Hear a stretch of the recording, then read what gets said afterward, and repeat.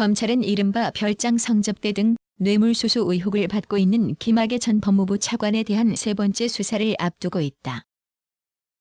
검찰 내부에서는 특별수사단을 꾸리는 방안으로 가닥이 잡힌 분위기다.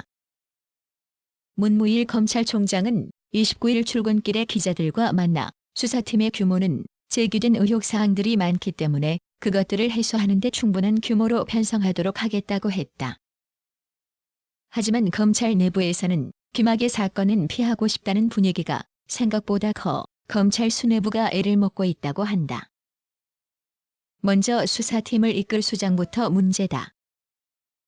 강원랜드 특별수사단의 사례처럼 특별수사단 단장은 검사장급이 맡을 가능성이 크다.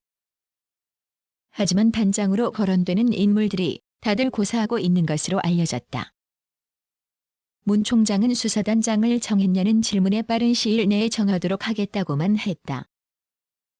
이 사건은 앞서 두 차례에 걸쳐 검찰이 수사했고 모두 무혐의를 냈다. 당시 주된 혐의였던 특수강간 의혹을 뒤집기 위해서는 새로운 증거를 찾아야 한다. 새로 제기된 뇌물 의혹과 관련해서도 객관적 물증을 확보하는 게 키포인트다. 하지만 쉽지 않을 것이라는 관측이 나온다. 검찰 고위 관계자는 진상조사단의 자료를 보면 재수사에 도움될 만한 새로운 증거 등은 거의 없는 상태라며 특수강간 혐의는 입증 자체가 쉽지 않을 것이라고 했다. 수사 대상에 오른 전직 검사만 셋이다. 김 전 차관과 곽상도 전 청와대 민정수석, 이중희 전 청와대 민정비서관이다. 수사 과정에서 전 현직 검사들에 대해 다양한 경로로 사실관계를 확인하는 것도 필요하다. 검사장 출신 한 변호사는 수사 자체도 까다로울 뿐만 아니라 어떤 결과가 나오든 메가톤급 후폭풍이 불가피하다며 무혐의가 나오면 검찰 개혁론이 거세질 것이고 혐의가 입증되면 앞선 수사에 대해 비판이 쏟아질 것이라고 했다.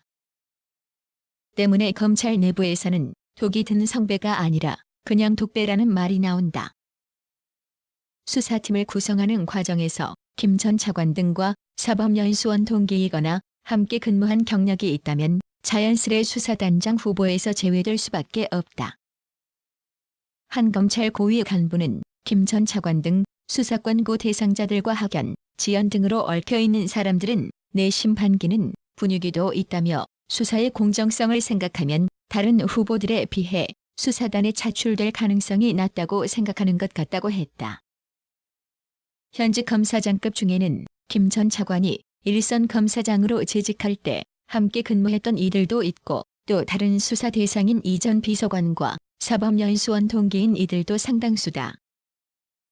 또 다른 검찰 고위 간부는 수사 권고 대상자들과 전혀 인연이 없는 사람들이 오히려 걸렸다는 분위기라며 이 사건과 관련해 이야기를 꺼내는 것조차 학을 뗀다고 했다.